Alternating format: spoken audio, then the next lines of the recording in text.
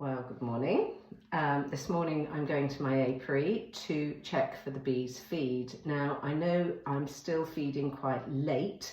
Normally you would have finished feeding by the mid to end October, but the weather has been warm and the bees, as I've said before, have been out flying, and the feed that we've been giving them, they've been eating, not storing. So it is still quite late to be feeding.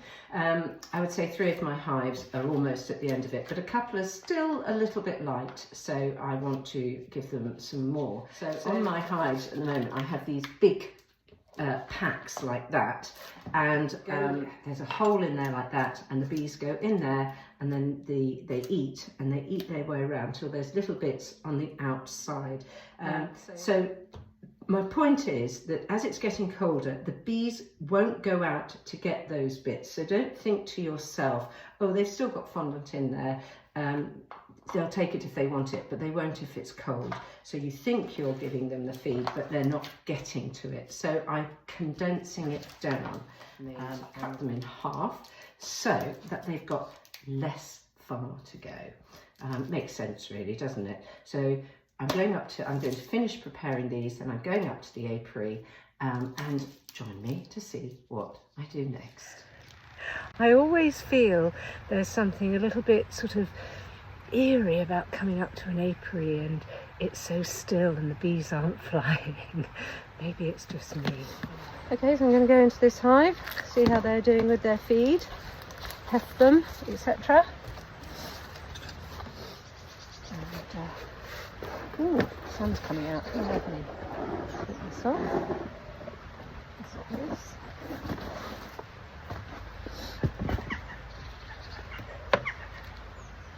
Oh, this is lovely. This is a perfect example of what I've been telling you. So, just going to cut a hole in here, the size of the crown board, if I can find my Stanley knife. It is here.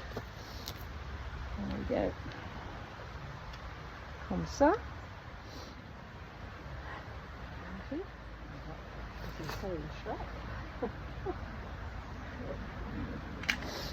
That's all at the ready.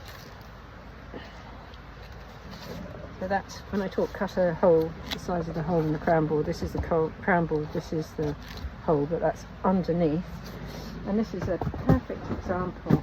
I'm actually going to turn the thing around so you can see clearly of what I'm talking about. So this is a lovely example of what I'm talking about. As you can see, there's the big pack of fondant. The bees are eating around as they do, and it will eventually sort of get to here and here. And as it gets colder, it's nice and warm, and I can do this because the sun's shining on this hive, which is nice, keeping it warm. So as it gets further out and it gets colder, the bees will be less inclined to walk that far to get it. So if I just pop this on top, if I just pop the other one on top to show you how much smaller it will be, and how, you know, they will have less far to walk. I'll do this as quickly as I can. Lots of bees up there, so I don't think they're going to be very impressed with me. Try and shake them off as much as I can, and I'll shake the rest out in a bit. Come on, girlies, down you go. Down. That's it. So just make sure that this goes over there, that hole, like that. And now you can see, whereas it was out there, you can see it's now more concentrated. So they don't, and you won't get down otherwise. Pop the lid on there. It's not sitting exactly down, but once I put this back on top and strapped it, that will be far enough down. I'm just going to heft it. Oh yeah, that's a big difference since I was up here last week. There we go, pop the lovely little bucket back on, which I will very quickly check the burrow board. That's all good.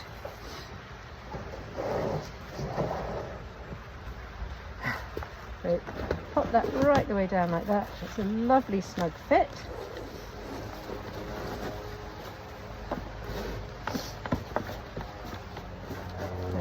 As I tighten this down, that will crunch this down so there's no gap in that crown board that you saw. Lucky this on top of that.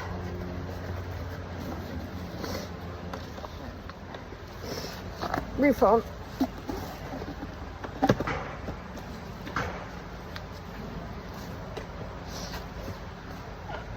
And one of my lovely heavy concrete blocks. They are heavy, just to keep that roof on. Good.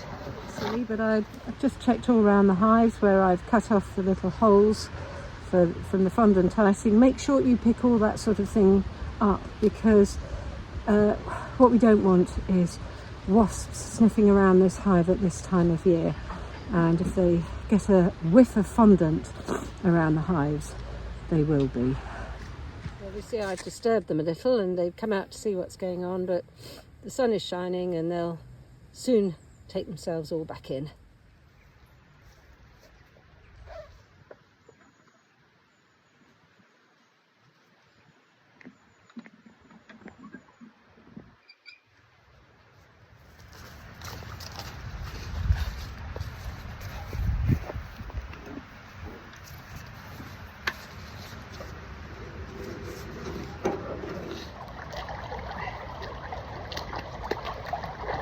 This river is running surprisingly quickly. Oh, just shows the strength of the water.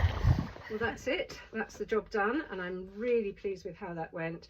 All 5 hives did need the fondant replacing because they were right out to the edges, and as I say, that's fine whilst the sun is shining and the temperature is sort of like that, that's fine. But as it drops, they're not going to want to walk to the outside, so they've got a more compact fondant package on their hive. I would say out of my 5 hives, 4, they're heavy. That's probably going to be their last one, so it's only the very last hive I've got to keep an eye on. So if you're a new beekeeper and that's been helpful to you, then that's amazing, that's fantastic. If you're not a beekeeper at all but you just like seeing what goes on up at my apiary, then that's fantastic too. So keep keeping an eye on my blog, keep keeping an eye on my Instagram page, etc., and keep keeping an eye on your bees.